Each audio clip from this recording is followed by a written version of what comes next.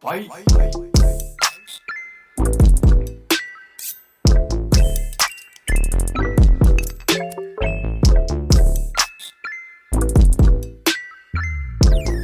Welcome back to the Two Pointers podcast. I'm Trevor Everett.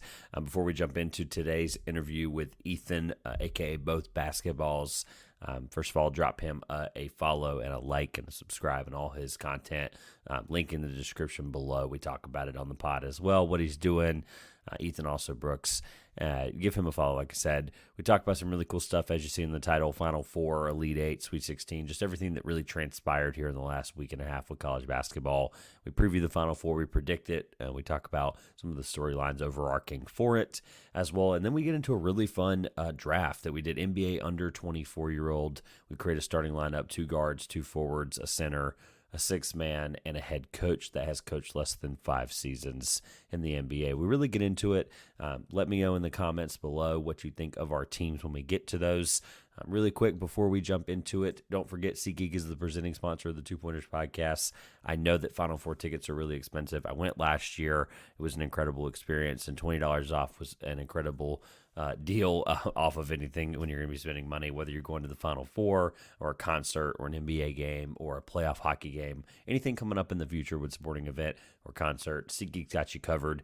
Link in the top of the description. Code 2Pointers, TWOPOINTERS. Remember, SeatGeek is one of the best ticketing apps out there on the marketplace. You get a deal score. You get a red, yellow, green scale, view of your seat. A lot of really cool features there for SeatGeek. So SeatGeek.com, link in the top of the description. Use code 2Pointers. That really does help support the show and helps me continue to put out as best content as I can for you guys. Again, talked a lot of really fun college basketball content with Ethan at Both Basketballs. All of his links will be in the description below. Huge shout out to Ethan for coming by and talking both basketballs with us here on the Two Pointers podcast. Kind of a fun little crossover theme of our channels and of our content. So I really enjoyed it. Again, thank you to Ethan. Drop him a follow below. Enjoy the interview. All right, as you heard in the intro, we are joined here by Ethan Alsobrooks. Make sure I said that right. Didn't ask him, but we're going to get it right if it isn't. But also known as at Both Basketballs. That's how he was introduced through TikTok sometime in the last 3 years. This is, coming up on 3.5 years doing the podcast. So I'm excited to finally do a pod with you. And obviously, as you may have seen from some of the previous shows, we do a Trivia Showdown show in the summer. We haven't even done a pod yet, and I'm already inviting you back. So, hey, amazing. Welcome. And looking forward to talking today. We're going to talk about the Sweet 16, Elite 8, just stuff that happened. It won't be like a deep dive into, San Diego State UConn feels like forever ago now. We're not going to break down that 30-point loss for San Diego State. It's more of just what did we learn from it? How did it come to the fruition that we're at? How did it come to fruition and where we're at? And then Final Four preview, predictions, just some fun stuff that I think is good there. And then I haven't done NBA stuff in weeks now, and I know the whole point of having you on would be dumb not to do NBA as well. Yeah. So we're going to do a fun little draft, as people will see in the title, just a draft of 20 guys that are under 24 and under. So a really nice display of some NBA players that really deserve some credit for some of the play that they're having right now. So without further ado, introduce yourself, let people know where they can find you and what you're working on, that kind of thing. Yeah, my name's Ethan. You nailed the last name, Trevor. So creds to you for that. I go by Both Basketballs. You can find me on Twitter, TikTok. Been going on there for a while now. But just like you said with Trevor with your podcast, 3 years. I've been doing the same 3 years on mine. Really love just talking about sports. Really love talking about basketball, as I'm sure, Trevor, you can relate. We're excited to get into it for sure.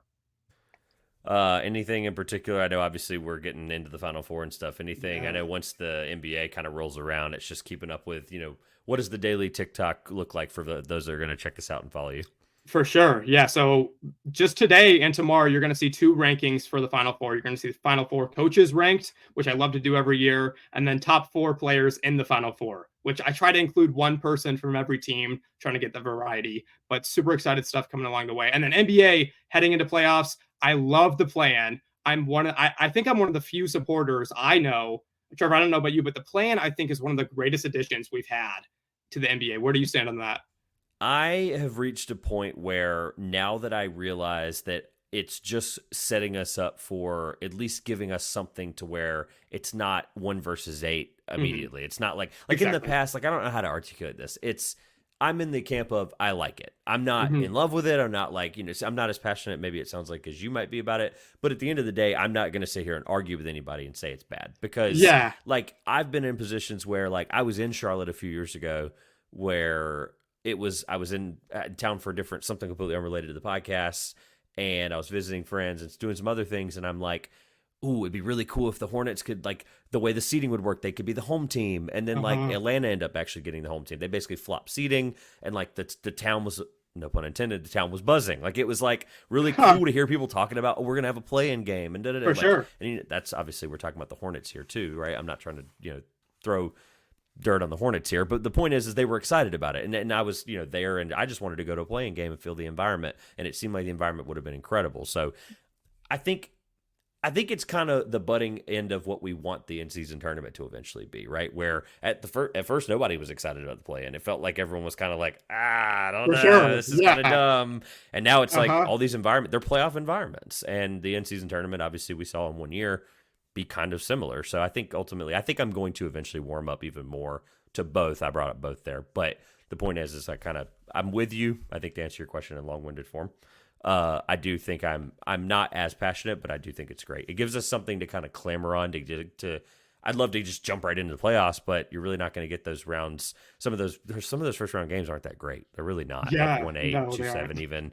So it's good to have something that sets this up. And there's teams that play into desperation mode. So On the other side of that too, we're talking playing right now, which is crazy. But I know it's not. It's literally around the corner. So there it true. is. On the other side of that, like you talked small market teams like Charlotte. I love the scenario, especially in the West this year, with like you could have a Golden State LA Laker playing game, and if you lose that, your season's over. So that's something I'm definitely excited for. And we've seen teams like the Lakers were the year that they won the year they made the Western Conference Final, last year, right? Weren't they, or 2 years ago? Or people were like trying to reseed, and the Clippers didn't want to play them or something. Yeah. It's like Oh, for you start sure. to see the mental mind game there. I don't remember. I'm not tracing the history back properly, but the point being is teams look at it as a strategic advantage depending on their seeding. So Yeah. good clarity on the players ranked and the coaches thing for the Final Four, by the way, because that's obviously what we're going to lead with. Is the Final Four, Sweet 16, the Elite Eight kind of recap. I'll avoid kind of questions about ranking a player or ranking the coach. I Yeah. think is interesting. Look, for context, if you follow me and stuff, obviously, but for context, in case you don't know, diehard NC State fan, so a lot of my opinions today will not happen. They've already been out there. I did a full rant on everything college basketball the other day, and just I went through all the emotions of everything. Like, it is what it is. I'm sure my audience wants to hear it, but there's a time and a place, and this is for you to talk about a lot of different things, and obviously I want to hear an unbiased perspective. So we'll For get into that. sure. To help me out, do you have you're a Michigan fan? That's right. I'm a I Michigan remember. Light fan. bulb hit me as soon as I said it. Yeah. Okay. Uh-huh. For what it's worth, I married into a family full of Buckeyes, but so Hey, that's okay. I don't have the same level of I don't know what word I want to use that's polite. Like, I don't have the same level of frustration. There we go. Frustration's fair. That maybe some of my in-laws might have. So anyway, players, coaches, like I said, we'll get into some of that stuff. What's the initial thoughts from what transpired in the Sweet 16 Elite 8, specifically having nothing to do with the Final Four? Just stuff that happened in the last, I guess, the weekend that just happened. Anything that stuck out to you that just maybe haven't talked about, dying to talk about, or just something that you took away that you were really surprised by? Yeah. So first of all, I would love to talk about the Purdue Tennessee game. I think that was one of the best games we've seen all tournament long. Except, I mean, maybe you can take that last minute out, which was Edie just garnering points at the free throw line. That was something I could do without. But Purdue Tennessee, watching Connect play basketball is a thing of beauty. And I don't think a lot of people covered him, especially after the game. Edie gets all the attention. Connect is an amazing basketball player. He came from D2. A lot of D2 guys shining in the tournament this year. Jalen Wells, Washington State, an amazing player. Gosh, so just so much to take from that game. Purdue is amazing. Triangle sets with Edie, like I said, it's impossible to guard. I think in Tennessee with Ziegler, they were maybe the best defensive team I've seen play all tournament long. And I know UConn is another beast, but Tennessee really gave all they could in that game. And Edie just kind of dominated. And that last 2 minutes, too, he took the game over. I think Edie's been the best player this entire tournament. Yeah, when you look at the way and look, I don't, we'll get into your Final Four picks and stuff originally in a little bit here, but because I don't know them, I didn't look them up on purpose. So If you look at the way the Purdue part of that region fell, Purdue was the only team that I feel like had a chance of beating Tennessee. Yeah. The more I think about it, because obviously I'm assuming that Tennessee gets by Creighton. I'm assuming they get by Texas, right? Like when I filled out a bracket, I put them in the championship game. Like it just is what it is. I thought this was the year Dalton Connect, the whole thing. The question I'm kind of getting to or trying to figure out a way to allude to is like, is that result surprising to you? I know you mentioned some of the stuff, like obviously Dalton Connect got gassed in the second half. Like that just for sure. It takes 60% of the people's shots. Like that's going to do something to you. But were you like, when you walked away from that game, do you feel like the right team won? I do. I think all season long Purdue has showed this kind of different intensity they've brought than past years. And well, they bring that same intensity with Big Ten play all year long, but I never really saw it in the tournament these past 2 or 3 years. And this game against Tennessee, if you don't bring intensity, you lose. I think just straight up. If you don't get the ball to Edey, Foster Loyer with a great game. I mean, he's been having a great all around tournament, passing the ball, shooting the ball when he needs to. I really think the right team won. And it's going to be an amazing game between NC State because I say this every year. When the Sweet 16 rolls around, you throw seeds out of the window. I don't talk about seeds at all. And NC State, I mean, they won the ACC tournament. They're looking like, I don't mean to switch teams too quickly, but normally ACC tournament teams are around a 1 or a 2 seed almost every single year, teams that win the ACC tournament. So 11 seed heading to the Final Four, I think it's NC State heading to the Final Four in my eyes. It's a great way to put it. We'll get to them specifically because I'd love to. I have a whole bunch of things about the matchup and just things that I know people are going to want to talk about. One thing that stuck out to me that spurred, honestly, like I've thought about this for a while, but also the way you answered the Purdue Tennessee question, it made me think about it. So look, Dalton Connect, I'm not saying like he's this other world, like he was second best player in the country this year. I'm not trying to diminish that thought. I agree. But what I'm trying to relay is Rick Barnes has had Kevin Durant. He's had Dalton Connect. But there's a big gap between those two, right? Anything can happen any year. We've seen Alabama do it, right? This is their first time in the tournament. We'll get to them in a little bit, right? Tennessee's never made it to the Final Four. First time in the Final Four is what I meant to say on Alabama. But the point I'm making is, I mean, this felt like a chance to slip through Tennessee's fingers. Like, is this not something like Rick Barnes could end his career without a Final Four? Yeah, and that's terribly sad because he's a hell of a coach. He really is, and he's recruited great players. He's coached great players. But yeah, they haven't got there. And I think Tennessee fans this year, especially when they beat Creighton, a lot of momentum went to Tennessee's way. And I think that's when the whole country kind of realized, hey, this team could win it all. And I just think that's a tough draw, to be all honest with you. You get Purdue and the Elite Eight, and that's a game. Hey, it's the Elite Eight. You're going to play a great team in any matchup you're going to play, and you lose. I mean, they hung tough. It's like Kai Ziegler, I don't think had his greatest game of the season. Didn't shoot that efficient, but defensively, you have to be there, and he was. You can't put Ziegler on AD. You know what I mean? So that's just a tough matchup in itself when your best defensive player has to guard Foster Loyer, has to guard, and I know even Edey.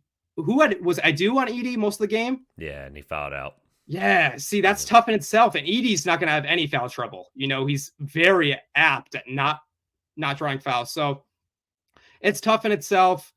Purdue fans, congratulations. Tennessee fans. Another thing with Houston, I know we can. If you want to switch, go ahead, Trevor. No, good. I'm good. This is your show.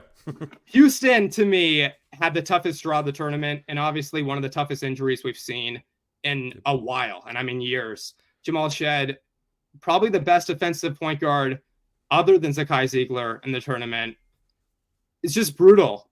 And Duke, you got to give credit to Duke because they were in that game from the beginning. You know, they weren't going to go down without a fight.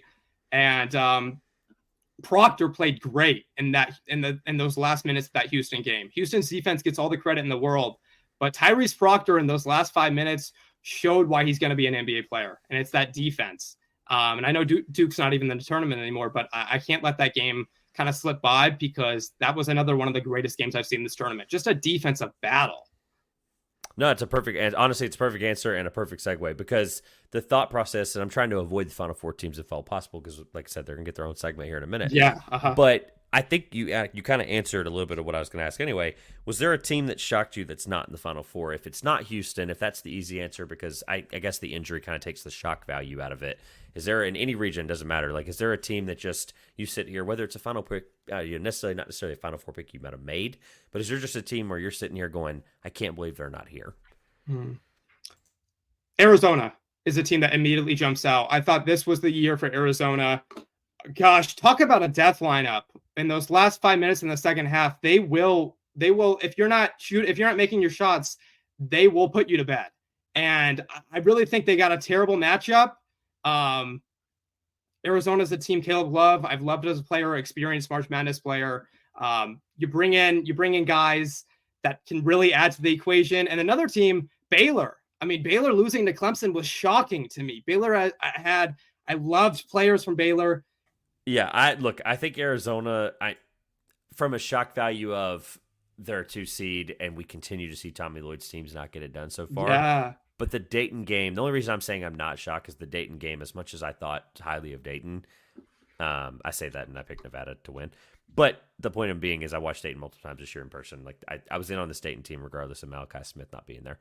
But that Dayton team, getting it to a 10-point game in the final result there kind of gives a little sign of like Arizona does like to play with its food a little bit. And not that Clemson isn't like a team that they play with their food on. I think they showed that Clemson, they only lost to Alabama by 7.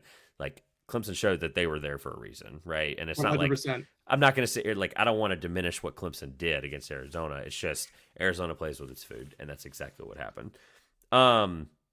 Was there a team that you were shocked didn't make it as far? I know you mentioned Baylor. That was probably the easy answer because I mean I feel like we all just scribbled them into the Sweet 16. But is there a team that you were just surprised by outside of Baylor? No, I can give a little ripple of answer to that too. This is a team that lost in the second round. Washington State, I really believed in this year, and I think that it was a successful season nonetheless. But you pull the tough draw with Iowa State in the round of 32. Washington State throughout the season looked like an Elite 8 team to me. Every game they played, honestly. You beat Arizona twice. You beat on the road and at home. You kind of take care of the Pac-12. No really big upsets Washington State suffered. Isaac Jones, to me, is a lottery-type player. I don't know why he's not getting that credit. Not really a lot of exposure either. Miles Rice, another player I absolutely love. Just a great point guard, man, when it comes down to it. Can pass the ball. And then Washington State, to me, had one of the best depths in the entire March Madness, truly. And you pull a tough card with Iowa State. They were in that game too. 7-point game, I think, with 6 minutes to go. But that was one team, I think, maybe if they pull the 6 seed, maybe if they get that 6 seed and they play a 3 seed, maybe they get Baylor, in that round of Sweet 16. Maybe they can get past that. But that's one team I think I could have seen made it a little bit farther, at least to the Sweet 16. I hate to say this because it's the final year of the Pac-12, but just like I don't think the schedule was tough enough. Like I don't think they got to learn about themselves, and like they had to play a team like Iowa State. They did not play a team like them the entire year. No, absolutely right. To your point about not having that many bad losses, they really only have 3, and I'm just considering a bad loss, as subjective as this sounds, anything higher than 100 on KenPom, if they're rated at the 39th spot, so you have to call anything that high pretty bad. Santa Clara on December 16th, neutral site, they lost by 8. I don't know if that's necessarily bad. Santa Clara's 109th. Their worst one by definition would be Arizona State. They lost 73-61. That was right after they went on like almost a 10-game streak. And that was right after Arizona game, wasn't it? Correct, yeah. So, I mean, look, and then Washington's not a bad loss either. So the point being is Cal, Arizona State, and Santa Clara are the only 3 bad losses. So I don't feel like had enough adversity is probably where I land with that. And I just feel horrible because I love the Pac-12. I love everything about it, the late night, especially the football, like just everything about it that it is. And are you a fan of Luke Walton? Luke Walton, as in the ex-Laker player? Yeah, I mean, I'm a big Lakers fan, so yeah, I love Luke Walton. What about Bill Walton? Yeah, the commentary I can do without, if that's what you're referring to. No, I love Luke. I mean, Luke was an all-time favorite. They're playing with Kobe, so you know how Lakers fans are. They love the little guy. They love the 8th man that no one really knows about that ends up playing 22 minutes in a playoff game, and you're like you guys didn't know about Luke Walton? Oh my god! And then of course the coaching career didn't work out, but at least not as a head coach. But anyway, I digress on Luke Walton. I'm trying to think of anything else that like that because I don't want to sit here and keep talking about disappointment. Surprised by this, surprised by that. Was there a team that you predicted that maybe they didn't make the Final Four? We'll get to that in a second. But was there a team that made the Elite Eight, made the Sweet 16, made a run that you were like, I got that one right, and I'm proud of that one? For sure. I mean, I won't say Elite Eight, but I'll say Oregon as a team. Oregon is 11 seed. 11 seeds did work this tournament. Oh my gosh. And I think only one 6 seed won, which was Clemson. And then they go to the Elite Eight, which is crazy in itself. But Oregon to me was a team before they go through the Pac-12 looking very well at the end of their season. Dante has been, obviously, you can talk a bunch about him. But no, yeah. So Drank Couisnard was one of the tournament best players, and he's only played probably 2 games. And he dropped 40 in the first round matchup. Just crazy stat. Someone dropped 40 in the first round matchup. I wonder when the last time that happened. Trevor, do you know? Last time someone dropped 40 plus? I'd have to look it up. Yeah, no, yeah. I don't know off the top of my head either. But Oregon, to me, they were playing well. I liked them in the first round, liked them in the second round even better. And you draw a tough 2 OT loss. That's just up in there loss against Creighton. That could have gone either way. Yeah. Probably off the top of my head. I love trivia, so this is me just like pulling it For out sure. of my head. I haven't pulled up. I found it fast enough. Women's history. Just kidding. Well, I mean, that's awesome too, but not the answer I'm looking for. It's because Audie Crooks just did it the other day for Iowa State, so that's why it's prevalent. Let's see. High scoring games in NCAA history. That's individual points of teams. Yeah, everything that pops up is the Couisnard stuff. So, and then the women's stuff. Yeah, I don't look. I'm trying to. Let's see. It's all team stuff that keeps pulling up. I'll find it at some point. Yeah. But no, that is interesting. It's probably a Steph Curry game popped up. So I doubt it's Steph. Wow. I doubt it was the last one. But my immediate guesses were Jimmer Fredette and Doug McDermott. Those were the first 2 guys that came to my head. Did Edie have 39? Yeah, I know it was a late game. I think it was 30. Oh, no, he had 40 and 16, I think, officially. Jeez. So technically it happened twice, right? Technically it happened twice this year. All right. Anything else? Just, kind of like how we opened it. Anything else about the Sweet 16 Elite 8 that just stuck out to you before we kind of the Final Four? For sure. Well, we can talk about UConn's dominance a little bit, and especially their second half dominance, which is another thing NC State can hold to themselves. 2 terrific second half teams. Something interesting to me was San Diego State in that first half. I think we're in it. They were really in that ball game. Ledee looked amazing, as he has all season. And then UConn, you kind of just see the defense take hold, and you'll see San Diego State just right to start that half. It didn't look good at all. 3 straight nothing possessions, and then UConn scores, I think, 3 straight times. Just bad basketball, but in itself, UConn's causing all of that. San Diego State is a team to me that I loved, and they got to I think they're part of college basketball's elite now. I think it's time we put them in that conversation, and UConn completely dismantled them in that second half. And I talked a bit about parity in one of my TikTok videos, but I think we can talk about it more here. I think we're finally starting to see a gap in 1 seeds with Purdue. I mean, Purdue has the same kind of track record this tournament as UConn does. They beat up on this incredible Utah State team that I thought was the best team in the Mountain West. And the Mountain West gets so much respect and so much credit, and Purdue beat them by 40 points. Like, are we finally starting to see this parity between 1 and 8 seeds, between 1 and 4 seeds even, that is in this different realm that we haven't seen before in Madness? Yeah, there's a whole can of worms that I'd love to unpack, but I've already done it 42 times about how the Mountain West. Just regardless of what the Mountain West results were, the seeding was still not fair. I mean, it Utah State 8 seeds dumb. Was there any upsets? I don't think I've asked you this. Was there any upsets that I know I mentioned that you were proud of, or like in the first round, but was there any that you couldn't believe didn't happen? Like, example, a lot of people picked the Drake one. That's your example, I guess. Everyone picked Drake Washington State, right? And it sounds like you weren't in that camp. But was there an upset that you were just like, I can't believe that didn't happen? Yeah, there was, for sure. I really liked, there was an upset.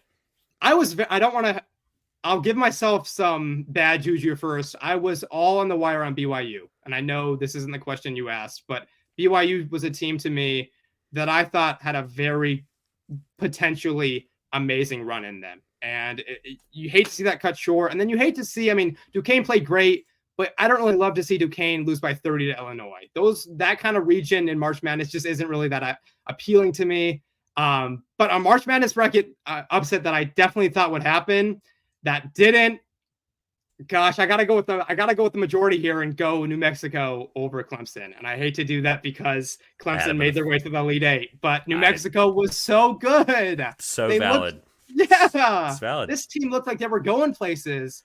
And then, I mean, Clemson's defense and then tough twos. That's what I like to call it. Tough layups won them that game. And I can't even say New Mexico played that bad of a game because the first half they were kind of inefficient, but second half they were kind of in it a little bit, I would say.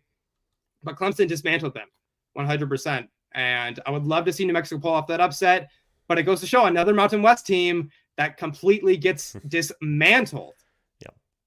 Talking about going places, I had them going to Phoenix. So yeah, as with many other people too. I had an 11 seed in the Final Four, and it sure as heck wasn't the one I thought made it. So yeah, that's a good one. I'm glad that's a good way to land the plane on that one. So to kind of segue us into the Final Four, what were your Final Four picks when you submitted? Obviously, you may have submitted 5,200 brackets like everyone probably does, but what was the you probably made one. I think you did a video series about it potentially, or picking a whole bracket or something. Even if you didn't, what was your Final Four picks of the best bracket? Your best bracket, I guess, if you want to call it. Yeah, for sure. So I had Tennessee firmly in my Final Four, and as I'm sure you said you did as well. And to me, when I look at that game between Purdue and Tennessee, it could have gone either way, like you said. I think it was Purdue's game to lose in itself, but I had Tennessee, and then I also had UConn. In the West, I believe that was the West region, East. Right? Or am I wrong? The East, I'm sorry. You're good. Yep. In one of the most gut-wrenching regions I have ever seen.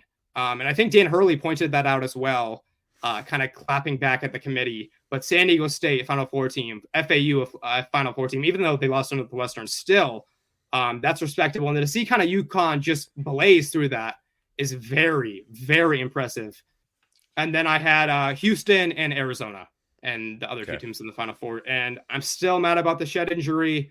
I think if Shed's there, so many second half turnovers, especially in the backcourt for Houston's offense, which, I mean, that's directly a result of Shed not playing. And you could see it just gut-wrenching on the sidelines. And then Arizona, just another team I really liked. I thought the Pac-12 was really underrated this year, so I went with the best team in the Pac-12 in my eyes to get to the Final Four. The Pac-12 did fine this tournament. I mean, they won first-round matchups. Good. Oregon went to the Sweet 16.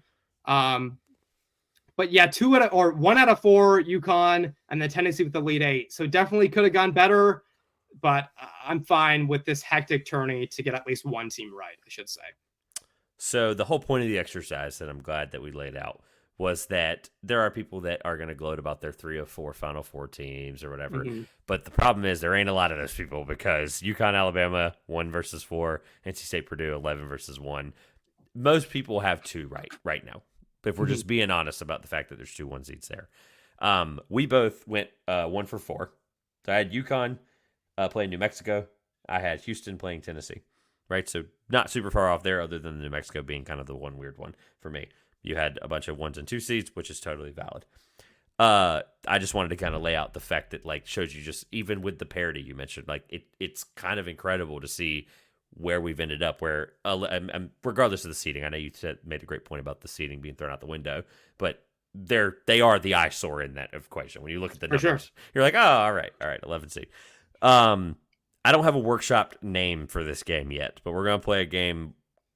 We're going to call it X Factor. Whatever. Let's do it. I can't figure out a better name. If UConn does blank, and now we're going to be kind of previewing the actual games themselves. So UConn, Alabama is where we'll start. If UConn does blank, they beat Alabama. Like one thing or X factor that they do, could be person, could be a performance. But if UConn does blank, they beat Alabama. If they make 3s, they beat Alabama. I think convincingly too. And they haven't shot the ball well at all this tournament. I think they're shooting below 30% from 3.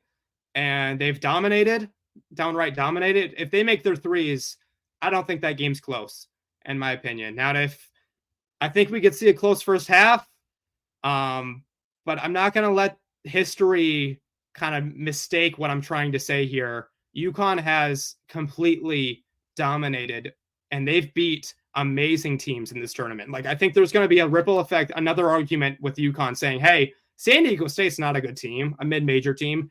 They are. Like, San Diego State is well coached. They have depth. They could go 1 through 8, honestly, in their lineup. So if UConn makes their threes, they will beat Alabama. To your point, 28.1% in the that's horrid. It's crazy because they've never, no one's ever been up 30 on all 4 games. Like, it doesn't make sense to me, and it just reminds me, like, there's a bunch of these crazy parallels with states running 83 and all this stuff. I'm not going to dive into that, but the point is those teams are beatable, right? I'll give you a perfect example. 2021, Baylor against UConn, right? That was an undefeated Gonzaga team. We thought there's no way they lose. They're a 1 seed. They're going to dominate everybody, and Baylor beats them. Yeah.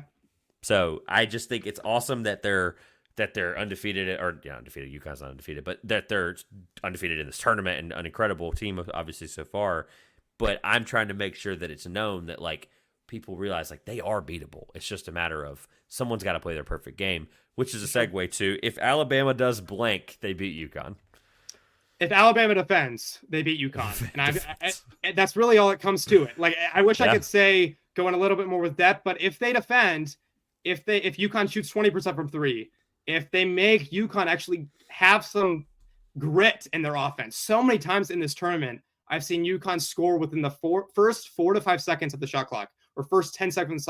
If they don't let UConn do that, they have a chance. If they make this a grit and grind kind of game, which I know is what Alabama does not want to do, but I don't think you can get a track meet with UConn, even if you're Alabama, even if you're scoring 90 points a game.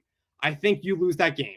So if this game is in the 60s, if this game's in the low 70s, and if UConn doesn't shoot the ball well, if Alabama kind of gets their post in, if their zone is working well, I think they can compete for a championship game matchup. Let's get through all 4 of these, and then we'll do predictions and some other last-second storylines here before we get into the NBA stuff. If Purdue does blank, they beat NC State. If Purdue does what they've been doing, they beat NC State. If they get either the ball, if their shooters are open, and if they play defense, they will beat NC State. And I think on the other hand, UConn Alabama to me is more decided than Purdue NC State. I really think NC State has a chance to be in this game. O'Connell to me is your saving grace. The way he plays basketball has saved your guys' season, literally. DJ Burns also needs to be. I don't even think we'll see DJ Burns on Edey in my eyes. I think Diarra will be on him in most cases. I brought this up yesterday on the ECB podcast. Yes, like, I don't understand the sentiment that people are making about. Like, I hate to cut you off, but it needs to be said, and I'm glad that you said it. Diarra and Middlebrooks will be on Edey the entire game, and they'll even play. Don't be surprised. I'm just gonna put this out there now. You can remember this on Saturday. They'll even put in like a guy like Ernest Ross, who hasn't played much this last couple of months, but he played in the HC tournament, some spots they needed him in when they got big trouble, foul trouble. He's a body that if he plays 5 minutes and has 5 fouls on Edey, that's 5 less fouls on the other guys. I think they'll play him. If he checks into this game on Saturday, I want a text from anybody that has my number that listens to this podcast. I want a text that says just like a thumbs up. Ernest Ross is in the game, or a gif of him doing this on the bench when Jim Boeheim said those stupid comments. Nice. Anyway, keep going. O'Connell X Factor. I agree with you. I'm glad that you elaborated on what they've been doing, because like you just said it, and I'm like, I know they're really good, and that's kind of the point. But I like that you elaborated on that.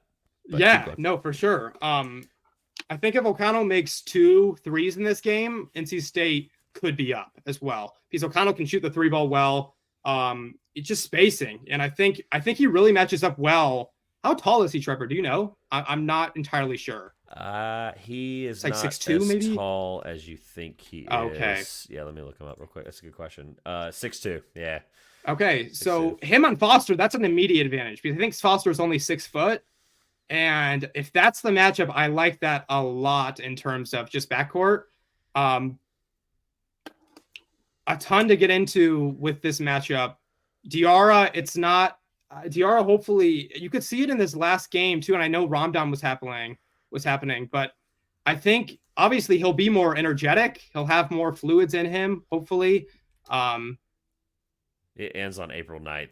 It ends Oh the my day after the gosh. championship game. I just looked it up. I knew Oh, where you were going with it. I was like, yeah. let me just look it up. It ends the day after the national championship. Okay. Well, I mean, he's still a beast nonetheless. He's Well, still no, a beast nonetheless. they have the night. Well, they don't have the night game. You're right. That sucks. Wow. Yeah. So you Think can't about give this. that IV to him. If they get the night game, that and like they can give him like there's certain fluids they can give him water, that kind of thing. But like, Yeah. I know there's restrictions. I'm not a Ramadan expert, but like that's so ironic that like God forbid they end up in the place on Monday, and I'm not even going to say it. God forbid they make it that far and all this stuff happens, and the way to celebrate is, hey, this big religious event is over with, and you can finally eat. Like, Yeah, it's kind of funny and fitting that it's literally the day after the national championship game. But I knew we were going there. He is really fatigued. Like, you can see it in those games. What's crazy though is like, of course, I've sat down and watched every single game and every single second of this run.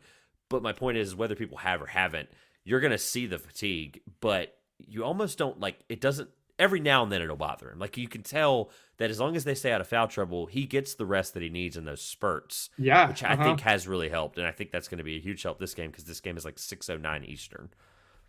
So, Middlebrooks has been a savior with that as well. I mean, 100%. Middlebrooks has had a great tournament defensively, 100%. And then I mean, if he's good for like 6 points a game too, isn't he? This tournament run, which I mean, that's a lot. Career high 17 a couple. Jeez, yeah, so, oh my gosh! So Middlebrooks and Diarra are, I think, a strong point against this Purdue offense. And I think that's one of the reasons why they will be able to stay in this game. Yeah, Middlebrooks had 21 against Texas Tech. Jeez, game and a half.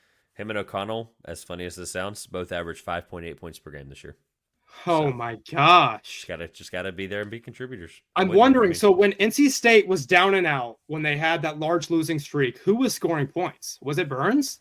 Yeah, Burns in the backcourt.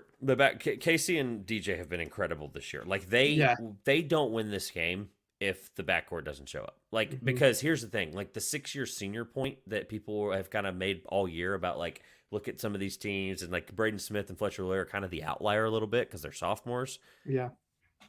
We have two. I'm trying to stop saying it, but State has 2 6-year seniors in the backcourt that A can defend and B can score. Yeah, that's immediately a 1 million advantage over Fletcher Loyer and Braden Smith, who have been incredible this year. That's not to diminish that. I'm just saying, like State's backcourt is going to be incredible. They're going to have the back. I talked about this yesterday on ECB. Like I said, I've made a lot of these points already. That's why I'm trying to like leave it out there, but. They've got the better guards, the more experienced guards, and the better defensive guards.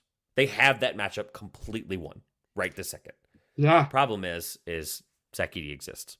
Yeah, definitely an outlier. Like you really can't prepare for a player like Zach Edey, and coaches even come on their halftime report and said that.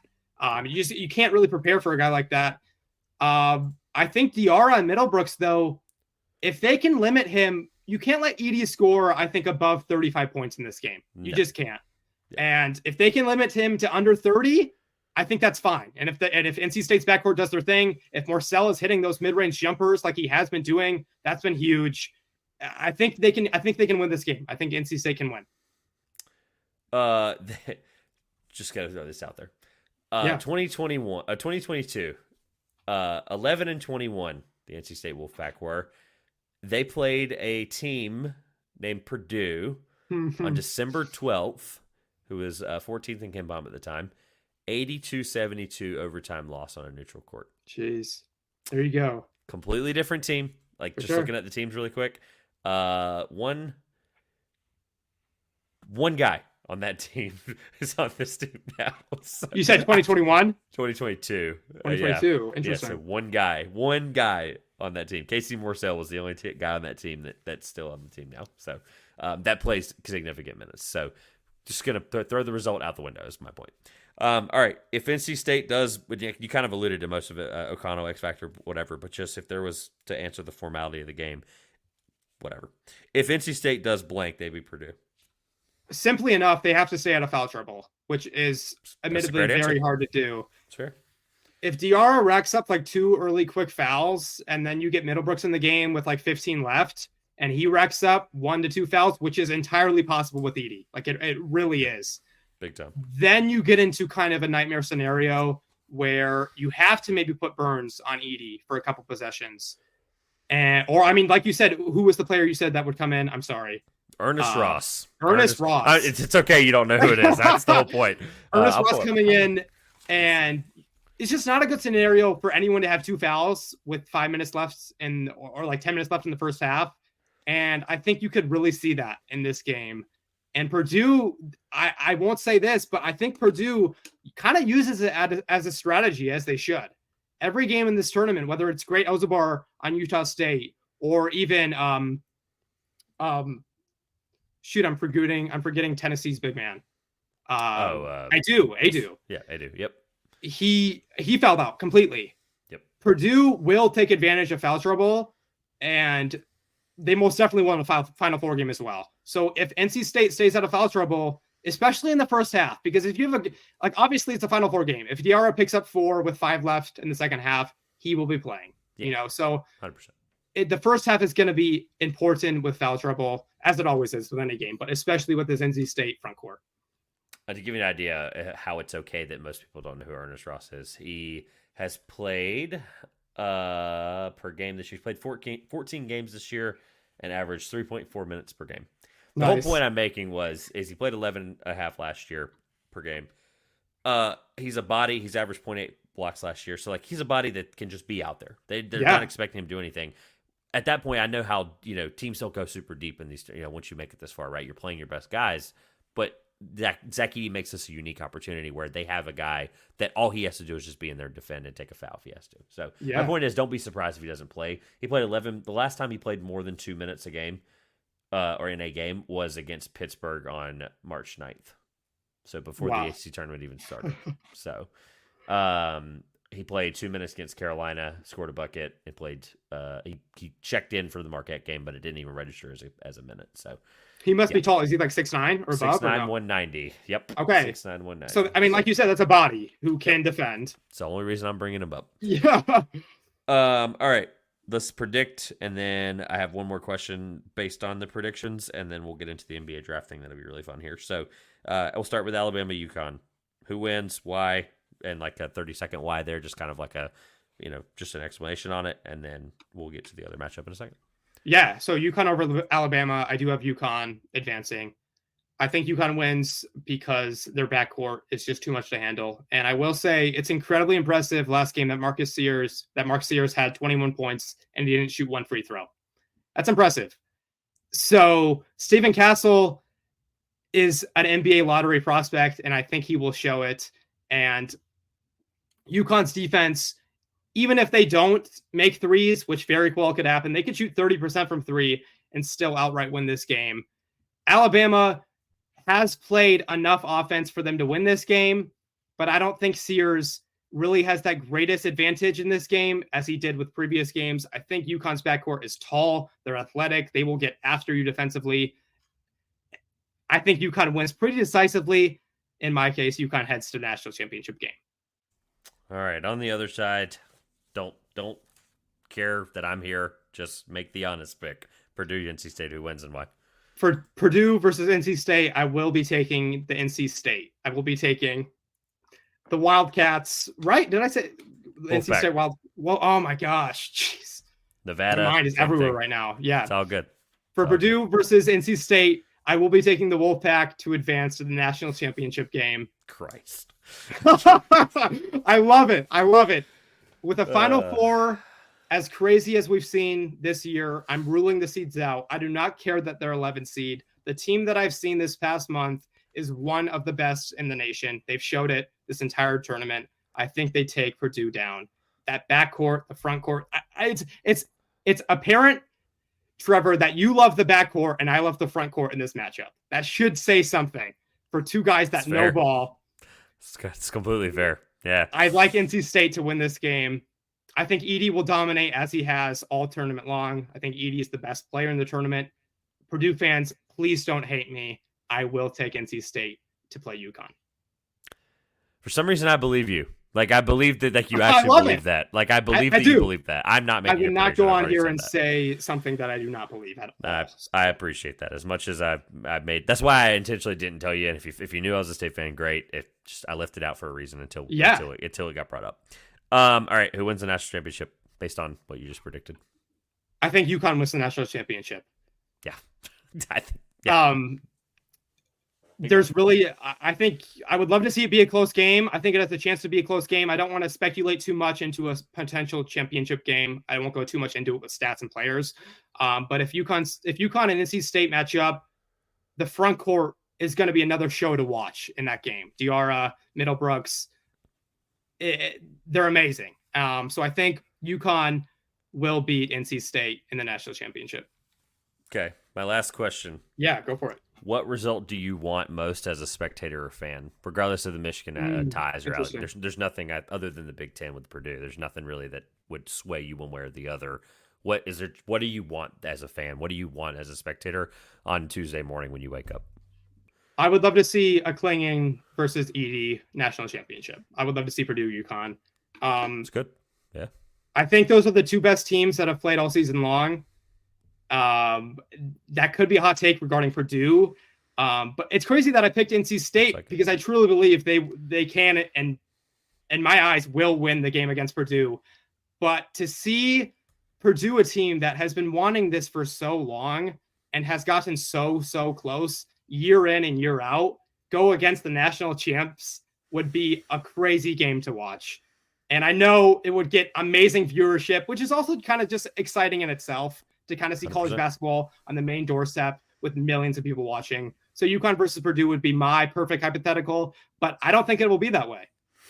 Just based on what you said, all I'm going to say is this. I'm not going to jinx anything, and we'll get into the NBA stuff at the end of the pod. There was a team in 1983 that a Cinderella team by the name of North Carolina State played that people thought were unbeatable, that were also not undefeated, that have a really famous nickname named Phi Slamma Jamma. They were led by Akeem. I'm just going to leave it at that. People know what I'm talking about. All right. That is all for NCAA tournament stuff. Let's transition into the aforementioned, I'm trying to figure out the best way to word this. There's no fancy title. NBA under 24-year-old draft. It sounds crazy, but we'll lay it out like this. I didn't tell you this now or earlier, and I kind of wish I had, but 2 guards, 2 forwards, and a center. I know that all NBA stuff changed. If I had a vote, I'd still probably keep it the way it was. I'd probably still put 2 guards, 2 forwards, 2 centers. I would maybe cheat on like the third team where like it might have to have 3 or 4 forwards because of just the depth of the position. For the sake of this, we're building a team of 2 guards, 2 forwards, and a center. We're also going to do a 6-man, and we're also going to do a coach. And I'll lay out the idea of the coach really quick. And the reason we picked 24, I'll get kind of some of the rules out of the way, people, if they're following along. We'll put a poll out once the pod's out, and people can decide. We did under 24 because that would eliminate guys like Luka, who just turned 24 in February, as let's say these teams get put together and play next season, that kind of thing, right? Or what their current age is now.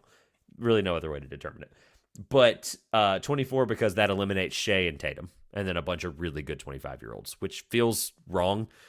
But at the same time, this is 2 first-team All-NBA guys. So let's just I want these young guys that we watch every night that are exciting. Obviously, tonight's a bad example. The Thunder are playing. Joel Embiid came back tonight. The Thunder are on TNT, and Shea and Chet are both sitting. So we're talking about them more than they'll get talked about on TNT tonight. So long-winded. My point is 24 highlights a lot of the young guys of young cores that don't get talked about enough potentially. Just guys that we like. This is an exciting part. And obviously the draft will make it fun because I'll probably have somebody that you wanted and vice versa. So, and then the coaches. We wanted to throw a head coach out there because I think there's an incredible amount. There's more young coaches than there is old coaches right now. I think we've reached that point. We are going to be going with coaches that have coached less than, I think I texted you 325 games, which basically is less than 5 seasons, right? Somewhere in it, I think it teeters like 4.5. Some notable names that it eliminates: Nick Nurse, Tyronn Lue, JB Bickerstaff, Jason Kidd, Billy Donovan, Mike Brown, Quinn Snyder, Monty Williams, Steve Kerr, Steve Clifford, Mike Malone, Frank Vogel, Tom Thibodeau, Eric Spoelstra. These are obviously Hall of Famers at this point. Rick Carlisle, Doc Rivers, Greg Popovich. So basically it keeps all the really young, good head coaches. So now that the rules are out of the way, you're the guest. You have the first overall pick, and I'll keep our rosters going as we go and keep yours as well in case I forget a pick or a player. Awesome. I think, first of all, this was a perfect age to kind of set that line at because Correct. I love talking potential. I absolutely love talking potential. And you're absolutely right. So many of these guys do not get enough media buzz. So why not give them a little more? Because they are great basketball players. With my first pick, I will be taking Victor Wembanyama. Shocker. He's a player. He's a unicorn. I think he's the unicorn of unicorns. he knows how to play basketball. He's doing it at a young age. He's already, in my eyes, an all-star, even though he didn't get that nod this year. He's playing like an all-star on a depleted Spurs team. He's going to be very good. I don't think I need to talk about him too much. First overall pick. It's fair. I'm kind of like, I gave, again, being nice, guess gets first pick, whatever. Here's the thing, though. Even though I think that might sway the poll, because I think Spurs fans are going to vote for you. There's no questions asked there, right? Not that I'm trying to like game the poll here. I want to win, right? I'm a competitive guy. 100%. I knew that you would take Victor. I probably would have too, to be real with you. But I wanted a guy really bad, and I knew it wasn't going to be Victor. Is it Tyrese? Anthony Edwards. I'm taking Anthony Edwards without a doubt. I mean, I don't even know where to begin with this guy. But like anything that coaches and players are saying that is the it factor, he has it. He's an incredible player. He's going to lead this team to heights that they probably never have, whether it's this year or in the future. But just a guy that I believe in for the face of the league, not only as the franchise player, but a face of the league, a guy that's an American-born player that people are excited about, kind of breaking through the mold of what we see with current international guys. I mean, the first pick you just took was an international guy, and both are really good things. But Anthony Edwards is a guy that we're excited to have around at such a young age and to be so competitive and be so incredible. So Anthony Edwards is my pick at guard. Straight up, I think just one of the toughest players to guard in the NBA already. Just one-on-one. It is very hard to stop him from getting into the lane. Great pick. I think second overall pick, I'm going to go Ja Morant to kind of compliment Victor a little bit. Okay. To me, he's a guy, when he is playing and when he has a good roster, I think he's a top 15 player in the league. And he showed it last year in the playoffs. Man, Ja Morant can score the basketball. That's interesting. Not that I didn't have him on the board. I'm trying to figure. Not that I didn't have him on the board, but I obviously all the stuff that hasn't been playing injury wise and some other things. Oh, okay. If you don't, I can pick someone new for sure. This was that's my logic. I would have taken him. I think there are other guys that I believe in. So that's good. No, I like this. This is good. Oh, this is tough. This is so tough because like there's guys that like I know that I really want, but then I know I'm also going to be leaving a ton of guys off, and then people are going to freak out. Like I can't wait for like the 5 minutes at the end when we're done to be like, oh my god, we left these guys off. No way. Oh, for sure. But it is what it is. And I'm trying to play around with StatHead and kind of like, what's the best barometer for like, okay, I have it sorted by 24 and younger. Win shares will obviously include guys like Luka. I don't want to name a bunch of names because obviously those are potential picks. Edwards is 8th on that list in win shares. Obviously, these are all young guys, something to think about. There are so many better players, but I want to build a team. And as good of I love Anthony Edwards as a defender, even though I don't love the point guard I'm about to take. I'm going to take Tyrese Halliburton. I had a chance to take him, and I honestly thought you were taking him with the job pick. So I was elated to get him. So I'll take him. No further explanation from me needed because he's an incredible guy, incredible player. He is. So, all right, you're up with I guess it would be the 5th overall pick, your third player. So with my third pick, to complement Ja and to complement Wemby, I will be taking Zion Williamson. Yeah, I was wondering how long I didn't think he'd last this long, to be honest with you. If Ja is kind of the injury bug right now, Zion is the complete opposite. He has been on an absolute tear. Pelicans are playing well. I think it's a fine third pick. All right, so I'm at this weird roadblock because you're probably not going to take the guy that I want. Like I'm like already getting in my own head. This is why I can never be a GM or like I can never do right? like this. Like there's a clear, obvious pick that I think would match up against your team really well, and you have no reason for taking him, so I'm not going to take him. I'm going to let him stay on the board, and I'm going to start getting other guys and figure that out. Oh, this is so tough. I don't want to, like, for the podcast sake, I don't want to sit here and lollygag, but I also kind of want to figure out a good pick that I feel like I'm leaving off. It's so hard because Luka, like, on this list, we both found a list with Luka as 25 or 24, 25. Right. And I have to, like, look past Luka. I keep, like, looking at him. Every single time. Yeah. I'm like, oh, crap. I'm going to take Paolo. I even though I think there are better fits on my team potentially, I do like Paolo. I know the connection with him and Edwards. This is all hypothetical. These guys are never going to play together on this team. But my point is the hypothetical was Anthony Edwards and Paolo played together in Team USA this summer, and it was incredible. So I think that helps this team's chemistry. To be clear, I'm putting him at the 4.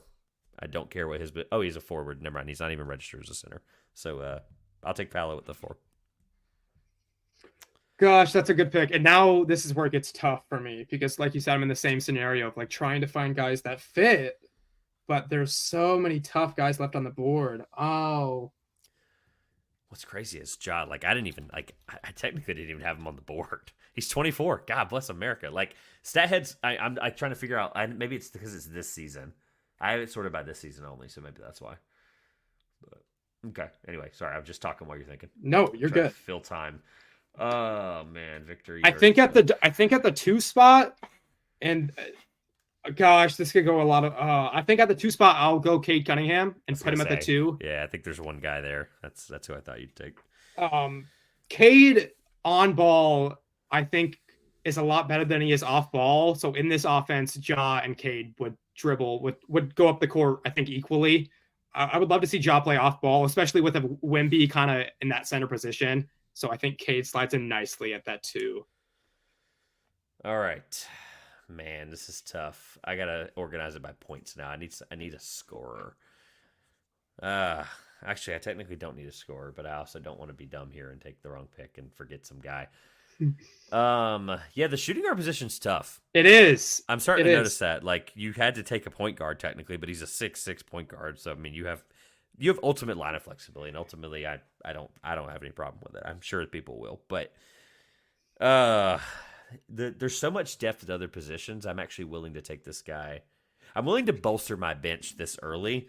I'm gonna take J-Dub. I'm gonna take Jalen Williams and put him at the 6 man. I don't think he's technically a forward. Let me just make sure. What's crazy? I'm just as soon as I made the pick.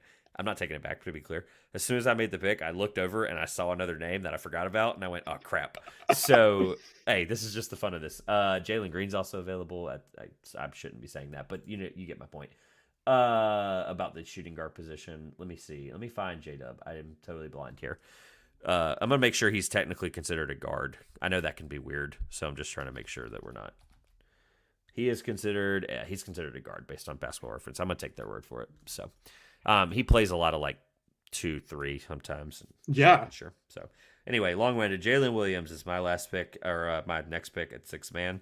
You are up with your 5th player, or 5th person, technically. Coaches are still available. So I'm going to take the same strategy as you. I'm going to go to 6 man. I'm going to take Darius Garland with my 6 man. Oh my God. This list is correct. Like I am missing so many guys. This is great. Like I need to scroll down. I need to figure out the best way to sort this. Because to be honest with you, I think J-Dub is an incredible pick. He was in my fantasy basketball league this year. I had him on my roster and he single-handedly won me the league. Just talk about a fantasy beast. It's J-Dub. But yeah, Darius Garland, I think will slide in nicely. Gives me some shooting with Ja and Cade. I think he slides nicely as my 6 man. Dang it. Actually, you know what? Not dang it. I actually still am going to get one of my favorite players. So this is perfect. All right. And you just took, remind me one more time, Garland. Yep, I didn't write it down immediately like I probably should have. All right. So I need to stay closer to the microphone. That'll be more work later, I'm sure. All right. So I'm going to take, even though I think there are probably better fits, this is a spacing team. This is a team that can play fast with Halliburton and Edwards. I feel weird taking 2 Orlando Magic players, but I'm going to take Franz Wagner. I love Franz Wagner, and he is I will continue to say this the rest of my life, career, whatever. He is my biggest draft miss probably ever. Like, I don't think I ever did actually a ranking or board that year. I did not think he was going to be a great NBA player. I did not think this level is my point. Like, I probably had him in the 20s, 30s, whatever. This is out of any realm of possibility I would have ever had. So I'm going to take Franz Wagner. I think he fits really well, obviously next to Paolo, but as a spacer, as a floor runner as well. Yeah. Did you watch Wagner tape at Michigan at all or no? I know there was a connection there. He was a beast, Trevor. I saw like Davis Bertans flashes, and not that Davis Bertans hasn't been bad. Okay. Like he's had incredible shooting stretches in his NBA career. I saw a really low floor, and I just never saw second best player on a potential what they're going to be the 4 seed as it currently sits. That's nuts. Correct. Let me look it up actually because they are currently going to if the season ended today, which is not that far away. The Magic would be NBA playoff. The NBA website and app has already updated. When you click on standings, it no longer shows you the standings. It shows you the bracket now. So we're getting real close. They're tied with the Knicks. They have the tiebreaker. They're the 4 seed. They're both 44 and 31. That is crazy. Wow. Yeah, so I'll take Franz Wagner for all those reasons we just talked about for the last 3 minutes. So. Gosh, okay. I need a small forward. So did I. That's why I wanted to get him out of the way. I think there's I think there's one guy, the guy that I looked over and went, oh crap. I think there's one guy left that's a really good choice. I think there's no bad choice to be clear. Can I slide him in? Gosh, let me know. I mean, I don't know if the people watching will be okay with this, but I'll just go off their position on Basketball okay. Reference. That's how I mean. Yeah. You can do what you want. Technically, I'm not going to cry about it. I'm going to look at their position just as a curiosity point. I have to get Scotty Barnes off the board. Oh yeah, he's a guard forward. We're good. Yeah, he's as long as it's listed. I don't care. Yeah, guard forward. That's perfect. I think he's more of the fact that he's listed guard dash forward is kind of crazy. I think he's more as a forward. So me too. That's good with me. Scotty Barnes. That's by the way, that's the pick I was talking about. Nice. I looked over and I went, yeah. All right. Funny enough, we both left head coach for last. Shocker. But it'll just be whoever, you'll get the first choice, I think, at the head coach there. So, this is interesting. So I think we both know exactly who I was referring to earlier as I'm going to leave him alone and I'll come back to him because I know he'll be available, right? Just at that point, I'm being GM brain, right? So yeah, you already took Victor. I would be insane. You know what? Here, one more time. Let me just organize it by this position. Let me just. There are so many talented big men that are under 24. There are. The issue is there's only like a handful that are worth being on like this level of a team, right? And the reason I would say that is Chet Holmgren has to be the pick. Like because of Victor alone, like just the matchup there. I'd be dumb if I didn't take Chet. So what's really, again, the whole GM thing. That's what made this so fun. And I whether you're on Trivia Showdown in the future, whatever, we need to do another draft like this because we have to. This is really fun. Chet, because of all the reasons we've already talked about with Chet for months, years, whatever. Now, there's an incredible rotation of big men at this age, but. Like Şengün is another one I really thought about hard. But if I'm talking about a team I think can win head-to-head, because that's technically how people are going to have to be voting on it, is Chet and Victor. We've seen those guys defensively go at each other this year a lot. So I have to take Chet for that reason alone. Were you contemplating JJJ at all or no? I was. Yeah, that was the guy. That was the guy earlier that I looked up. I don't know if it was before we recorded or I think it was before we recorded. I was trying to figure out the 24-25 thing to see if StatHead was accurate. And I looked up a random guy that was 24, and it was Triple J. Nice. Okay. So I was curious about him too. I'm like, is he even? Honestly, I thought he was too old, but yeah, somehow he's not. So before we do head coach, John Morant, Cade, Scotty Barnes, Zion, and Victor for you as the starting lineup. You can obviously switch Garland in for Ja, or switch. There's a bunch of versatility there. Garland as the 6th man. I have Tyrese Halliburton, Anthony Edwards as my backcourt, Franz Wagner, Paolo Banchero, and Chet in the front court with J-Dub or Jalen Williams as the 6th man. Last thing we have is head coach. I wanted to highlight some head coaches, and you have the last pick here. Yeah, so immediately my mind went to 2 coaches, and I'll say both of them because we only have one pick here. Chris Finch and Mark Dagenhall. And I'm going to go Mark Dagenhall.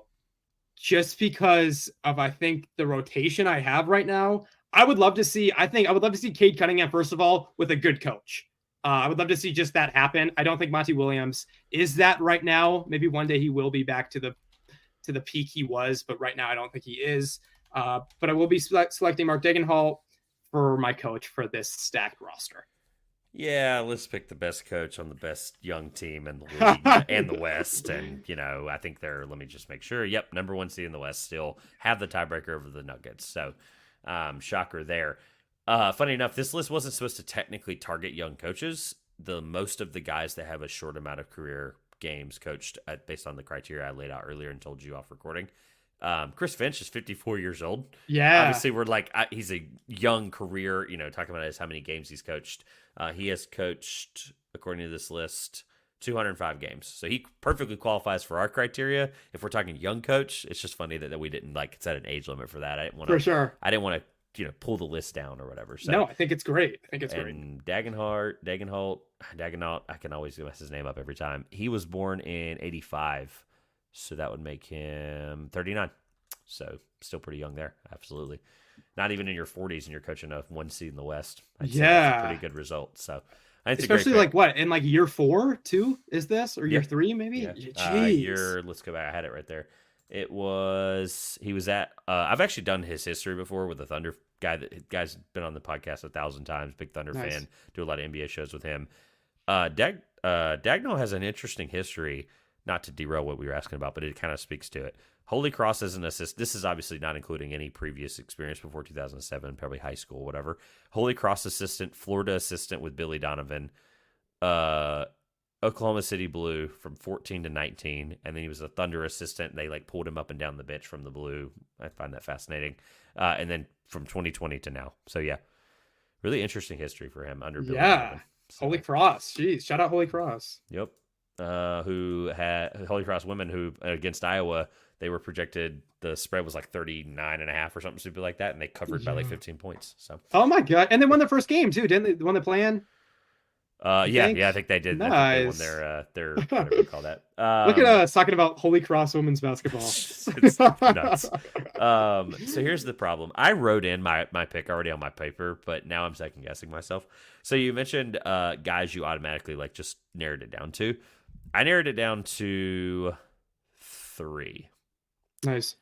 And those 3 are the guy you took, so we'll kind of eliminate him. Taylor Jenkins, who technically counts 309 out of 325 there.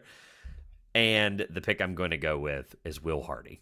Will Hardy is an unreal coach, and the fact that the only reason the Celtics even like let him go was because it was a head coaching opportunity. I'd let him go. Obviously, it's his free will to interview and all that stuff. But like the Celtics, imagine this team who's probably going to end up being a 67, 66 win team with Will Hardy as the lead assistant helping Joe Mazzulla, right? That doesn't even include Charles Lee that's already on the bench. That doesn't even include Sam Cassell that's already on the bench. I went with Will Hardy. The fact that the Jazz were even in a position that they were in last year is incredible, and it just speaks to him more than it speaks to the depth and roster of the team. So, Will Hardy.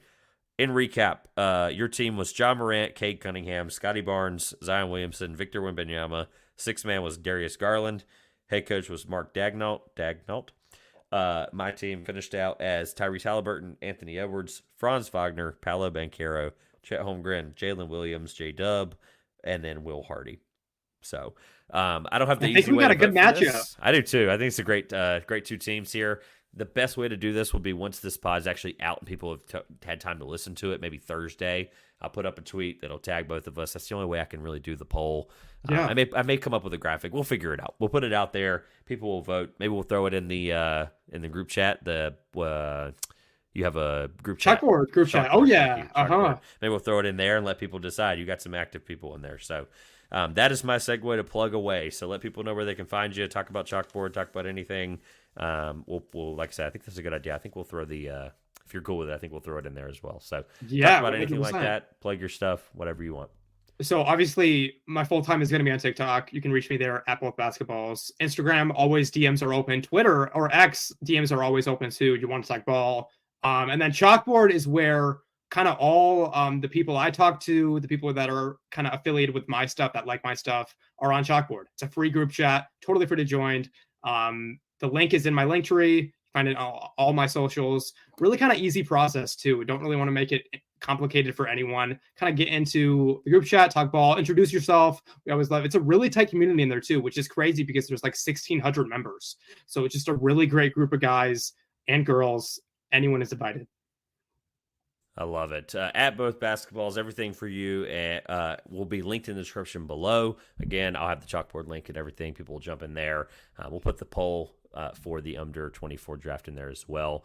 I told you at the top before we even got started that you had an invite back for Trivia Showdown. That obviously is open and ready. I'm excited. We got to figure out a challenger for you. I try to do, long story short here for the new listeners and for you as well. In the summer, instead of just doing nothing or talking about TBT as much as I love it, I have a show that we created a couple years ago, Trivia Showdown. 2 former guests, 10 questions, 2 multiple choice, 8 free answer, and some other fun categories in there. It's supposed to be really hard. You're supposed to learn something. You're supposed to have fun. So, and there's a finale in there as well. We got to figure out a challenger. Obviously, it's got to be NBA and college basketball split up there. But I've already been putting questions together for months. Awesome. Super excited. Look forward to have you back. I want John Rothstein. You're right. Hey, look, if you can find a way to get John Rothstein on this podcast, like, look, anything's possible. We had For sure. yesterday on Everything College Basketball, Seth Davis dropped by for 10 minutes. Awesome. It was unreal. Gosh. Like, I still cannot, like, I'm still like waking up going, that really happened, isn't it? Like, it's crazy. Yeah. So shout out to Seth Davis, certified good guy. So, but yeah, if you can get John, I don't care. John Rothstein, we'll pick a challenger, former guest the last couple of months, whatever, right? I'm open to anything. If there's anybody that, you know, you're interact with that wants to challenge, I'm up for it. We got it. So Yeah. we'll get that planned here in the summer. Once the NBA finals concludes, there'll be a small little lull there, and then they get started immediately right after the finals. So we'll get those running in a few months. But again, thank you so much. At Both Basketballs, everything will be linked below as well. Give Ethan a follow. Thank you again, my friend. Of course, I would love to be back on talking NBA. We get playoffs rolling around. I genuinely appreciate you getting me on the show.